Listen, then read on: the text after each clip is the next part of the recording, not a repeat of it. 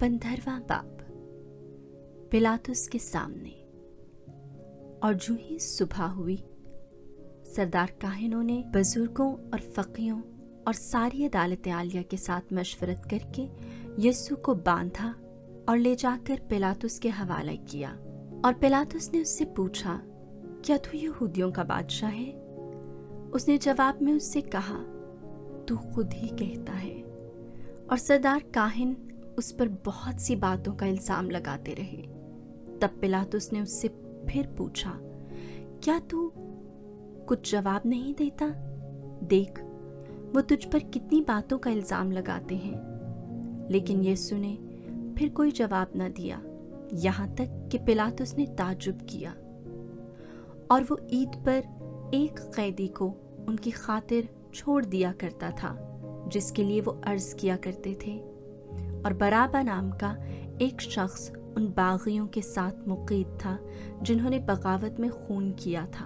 और जब अवाम उसके पास आकर अर्ज करने लगे कि वो कर जो हमेशा हमारे लिए किया करता है, तो पिलातुस ने उनके जवाब में कहा कि क्या तुम चाहते हो कि मैं तुम्हारे लिए यहूदियों के बादशाह को छोड़ दूं?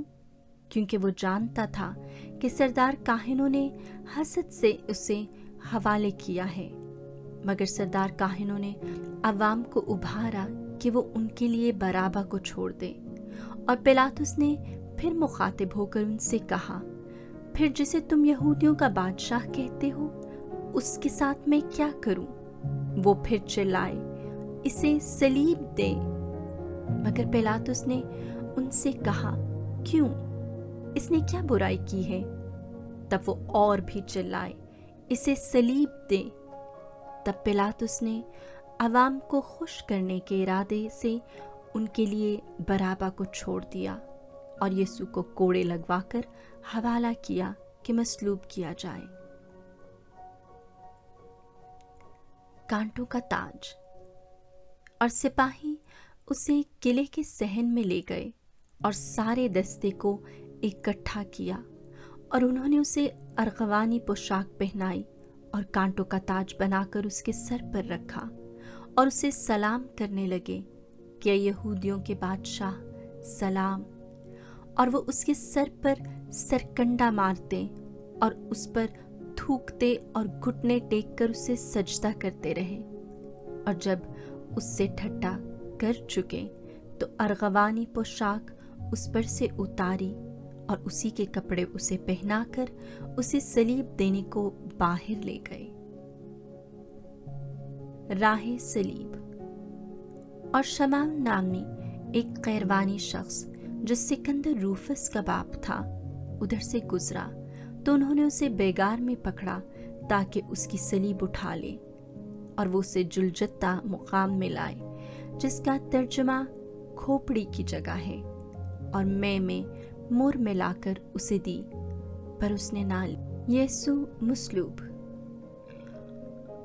उन्होंने उसे मसलूब किया और कुर्रा डालकर हर एक क्या क्या ले उसके कपड़े बांट लिए। और तीसरी घड़ी थी जब उन्होंने उसे मसलूब किया, और किताबा पर उसका इल्जाम ये लिखा था, यहूदियों का बादशाह। और उन्होंने उसके साथ 2 डाकुओं को, एक उसके दाएं और एक उसके बाएं मसलूब किया। यूं ये नविश्ता पूरा हुआ कि वो बदकारों के साथ शुमार किया गया।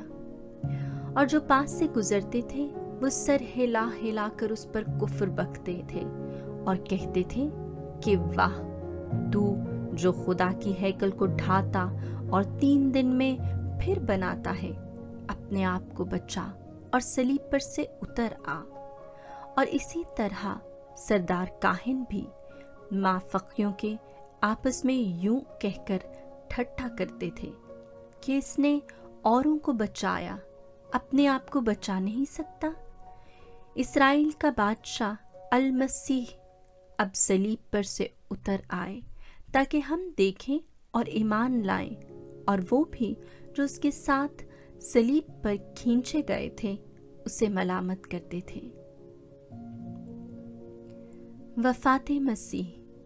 और जब छठी घड़ी हुई तो नवीं घड़ी तक सारे मुल्क में तारीकी छा गई और नवीं घड़ी यीशु ऊंची आवाज से चिल्लाया, इलाही इलाही लमा शबक्तानी, जिसका तर्जुमा है, ए मेरे खुदा तूने मुझे क्यों छोड़ दिया।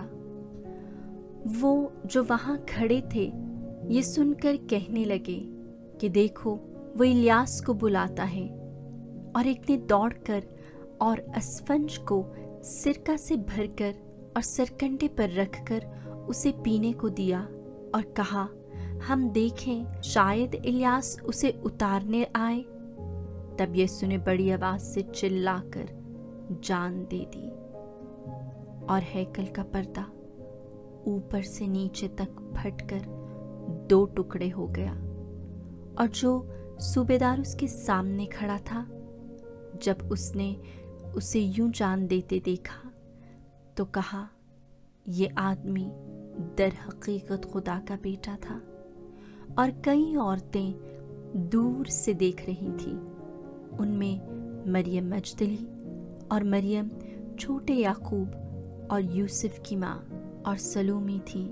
जब वो जलील में था तो वो उसके पीछे हो लेती थी और उसकी खिदमत करती थी। और बहुत सी और भी थी जो उसके साथ यरूशलेम में आई थी। कफन दफन। और जब शाम हुई तो इसलिए कि तहैया यानी सबत से पहले का दिन था, यूसुफ रामती जो नामवर मुशीर और खुद खुदा की बादशाही का मुंतज़िर था, आया और जुर्रत से पिलातुस के पास जाकर यीशु की लाश मांगी। और पिलातुस ने ताज्जुब किया कि वो मर भी गया हुआ है। और सूबेदार को बुलाकर उससे पूछा, क्या वो मर गया हुआ है? और जब सूबेदार से यूं मालूम किया तो लाश यूसुफ को दिला दी। और उसने कितानी चादर मोल ली और उसे उतार कर चादर में कफनाया और उसे एक कब्र में रखा जो चट्टान में खोदी गई थी। और उस कब्र के मुंह पर एक पत्थर लुढ़का दिया। और मरियम मजदली और यूसुफ की माँ मरियम देख रही थी कि उसे कहाँ रखते हैं।